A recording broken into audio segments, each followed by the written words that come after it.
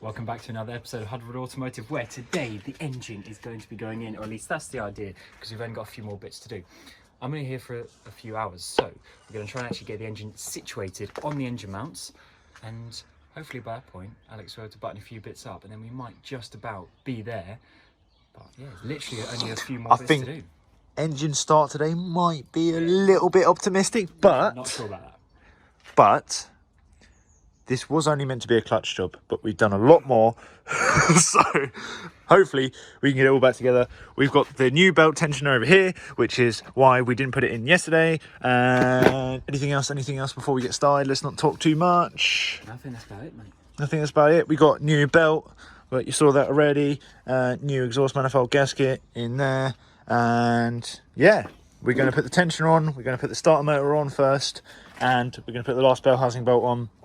So that is all ready to go. The next things that obviously need to go once it's on the car is the exhaust manifold. You've got the coolant lines back here, which is that lot there, and the coolant lines around here. Fuel lines, but really, as you can see, as it comes off and in like that, you can see why we did it. It's not that bad. Oh yeah, should go back in easily. So let's get to it. A few more bits to do.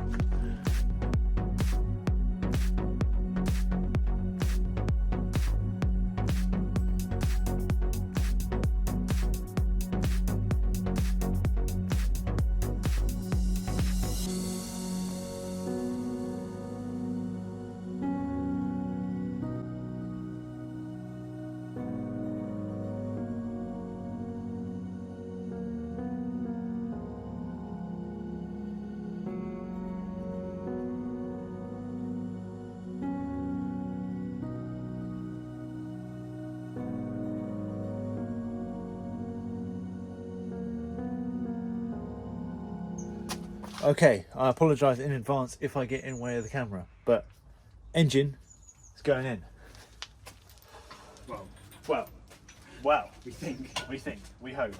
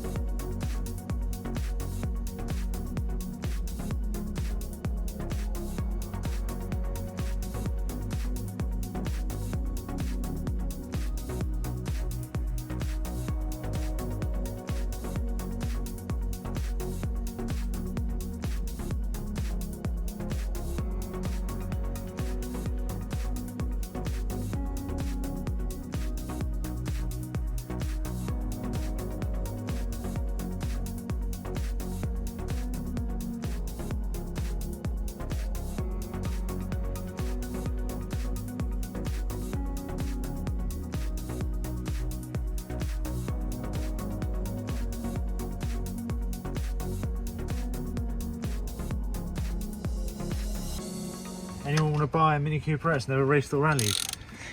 Yes. Never touched on. Full mini service history. Never been garaged.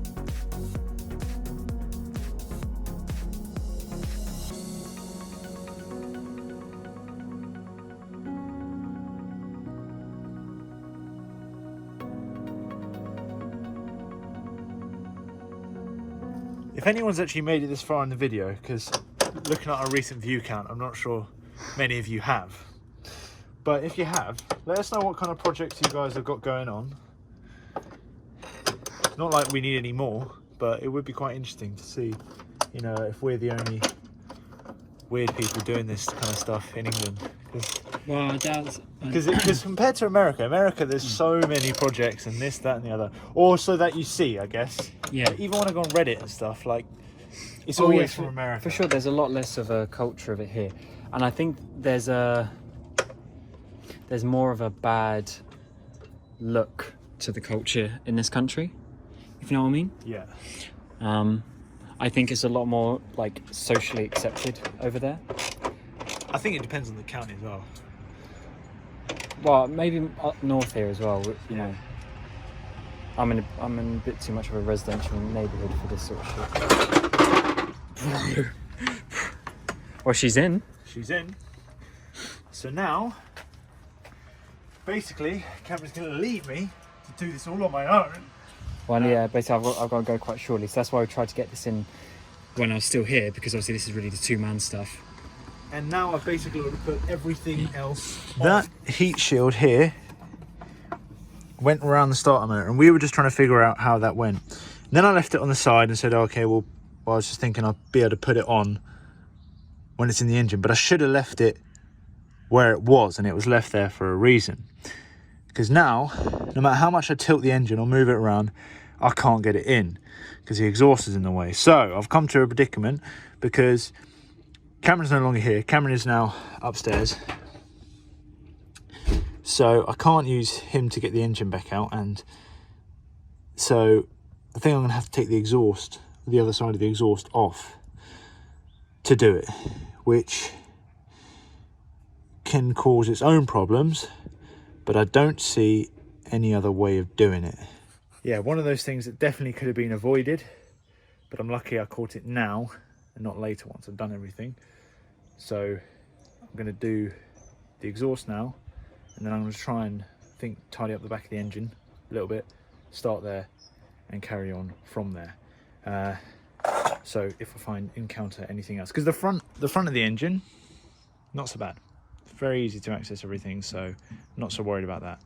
Back of the engine, the side of the engine is where it gets difficult. So let's start with the back of the engine, and that's what I'm going to do.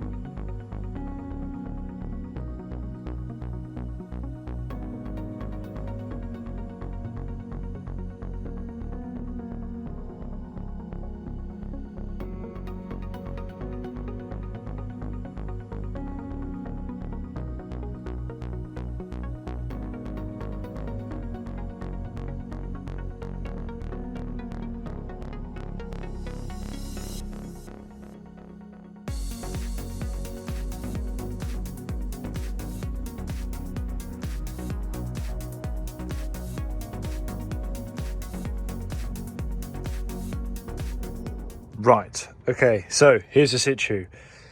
I think I've got it pretty much sussed. So obvious ones, fuel injectors are here. This I think is the knock sensor, that is the map sensor. This here, can't remember, but that goes there. This is the brake booster. This one here goes to the oxygen sensor. Then you can see down here, I've had to push through that heat shield on top of the starter motor there, because those go to the power steering and to the starter motor, I believe anyway. This one back here goes to the ignition coil, and you can see those there have been held by those. So yeah.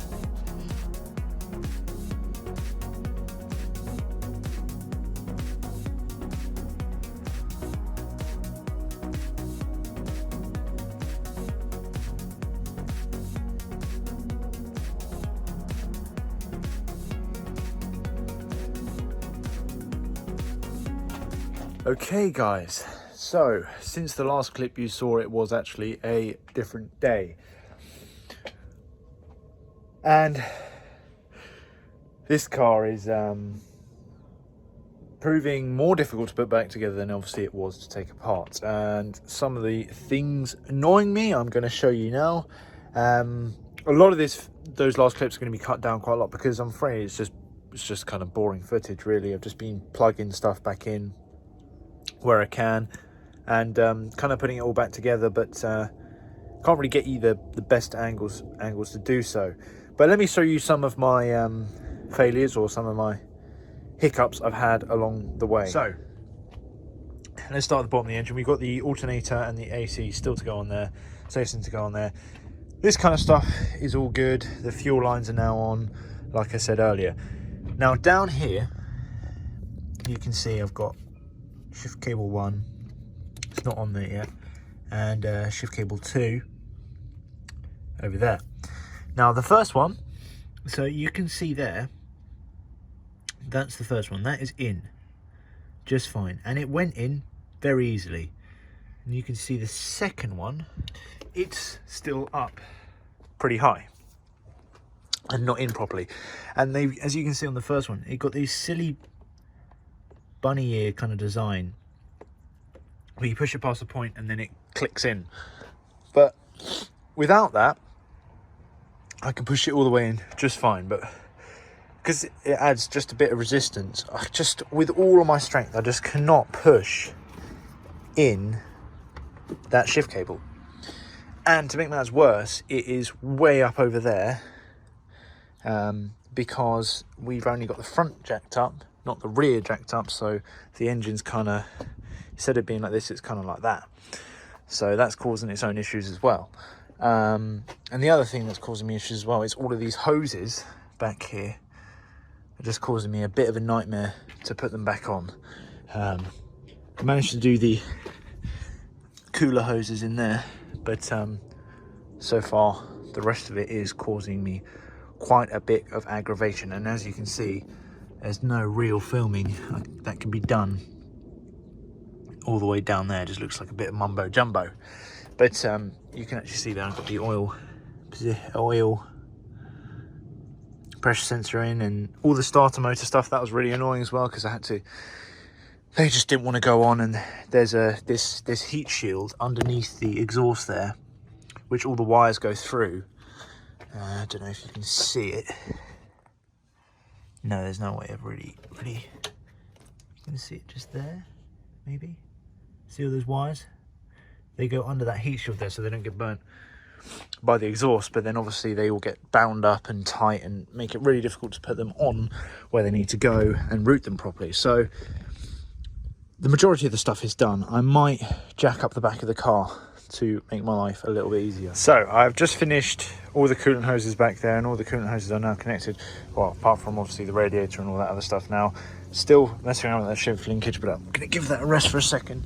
Moved on to the AC because I just want to get the rest of the belt on. And I'm going to have to make the zip tie repair that the previous owner obviously did, because obviously if you remember when Cameron took this off, it's here and here were already broken, and they were kind of zip tied on there and then bolted to the block.